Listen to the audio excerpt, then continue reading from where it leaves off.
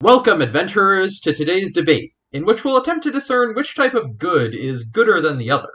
Our two contestants are lawful good and chaotic good.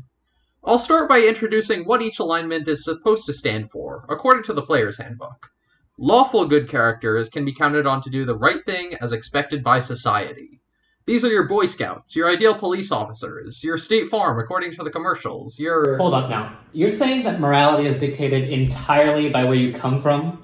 What would you say to people who happen to be born in a drow society, where they ritualistically feed dwarf children to their spider goddess? Well, they just need to be brought up to a cultural environment that values loyalty and compassion. Yay! Imperialism. Alright, let's not get too ahead of ourselves, and let me introduce the other alignment.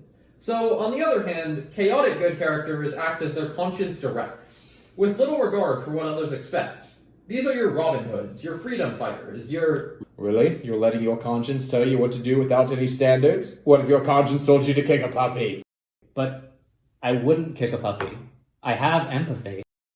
And empathy isn't the key to morality. If thousands of people are dying of plague, then you won't be able to empathize with every single one of them. You'll need a society that encourages responsibility and collective action. Point taken. But we can't let social standards of morality go too far. You can't expect every single moral problem to be solved by something that someone wrote thousands of years ago in a book. People need to have standards, and those standards need to be rigorously enforced. Otherwise, society would just devolve into corruption and anarchy. And how are you going to keep those standards consistent? I don't know, we could write a book. Wait, forget I said that. You're just being a mindless contrarian. If you lived in society with an absolutely perfect code of moral conduct, then would you really still act with little regard for what others expect? All you do is muck up our utopia. There's no such thing as such a society.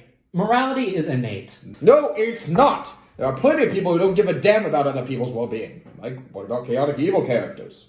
I like to stab things. Well, those people are just suppressing their moral instincts. Every society develops moral norms, therefore, they must come from within. Well, some of these norms are, for lack of a better word, garbage. Let's look at the Drow again.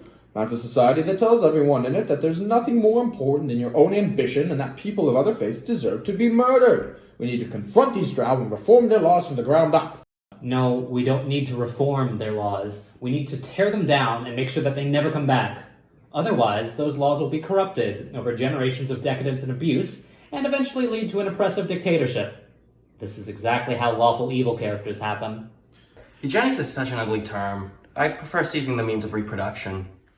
Okay, social structures can be good or bad, but a good social structure is definitely better than no social structure. No, any sort of structure results in the privilege of one group at the expense of another group's oppression. And if we try to teach morals out of a book, then people will lose sight of all the reasons why those morals exist in the first place. You just don't want to pay taxes, do you? You just want to ruin people's fun, don't you? Alright, I think it's probably time to call off this debate for now. We've had some interesting discussion, but it's starting to devolve. Honestly, there's no point in having this debate at all. Everyone else is controlled by an all-powerful dungeon master and therefore has no free will, so there's no point in acting morally. How dare you, foul villain! I shall smite thee for breaking the fourth Your wall. mother was a clapper.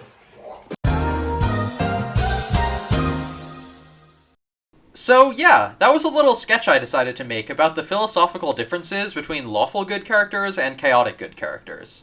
Overall, I think that there is a lot to be said about those two alignments and how they look at the nature of morality. And as someone who's currently in college and is approximately 1/3 of a philosophy major, I decided to take a crack at them. Sure, lots of people would argue that D&D's alignments are too simplistic to be taken seriously as a summation of what people really believe.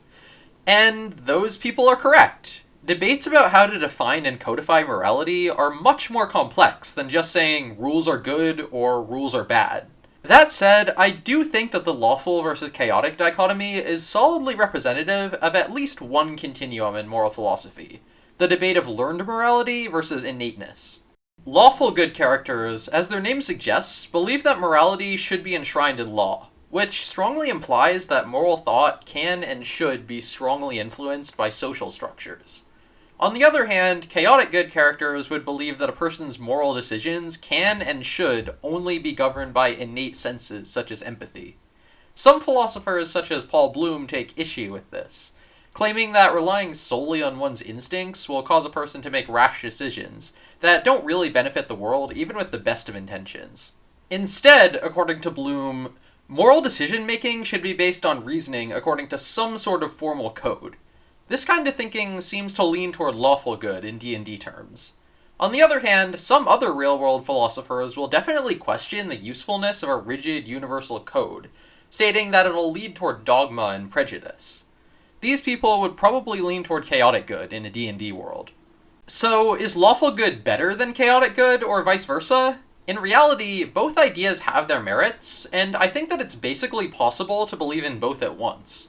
Paul Churchland suggests that moral decisions are based on a combination of 4 factors: caring, recognition of others' psychological states, problem-solving in a social context, and learning social practices. Chaotic good characters would emphasize the first 2, while lawful good characters would definitely emphasize the last 2. But everyone would use all 4 of those methods to a certain extent. As an even more holistic example, we can look at Jonathan Haidt's essay, The Emotional Dog and Its Rational Tail. In it, he writes that the majority of moral decisions are quick and instinctual, but people later justify those decisions in the context of social and empirical values. The initial driving force behind these decisions is probably best described as chaotic good, but given the fact that this empirical evaluation might influence later decisions, lawful thinking has its influence as well. In a way, he argues that people's decisions are made according to lawful and chaotic principles at the same time. In other words, maybe everyone is neutral good. So, in conclusion, the differences between lawful good and chaotic good do have plenty of room for philosophical discussion, especially in the context of measuring how much we should be able to rely on our instincts. But it isn't really true to say that you can't simultaneously believe in the principles of both alignments. And it certainly isn't fair to say that this is the only moral dichotomy that matters. Still, I definitely ended up with more to say about these alignments than I thought I would when I started this project. And I definitely feel like I've only scratched the surface when it comes to talking about alignment through a philosophical lens.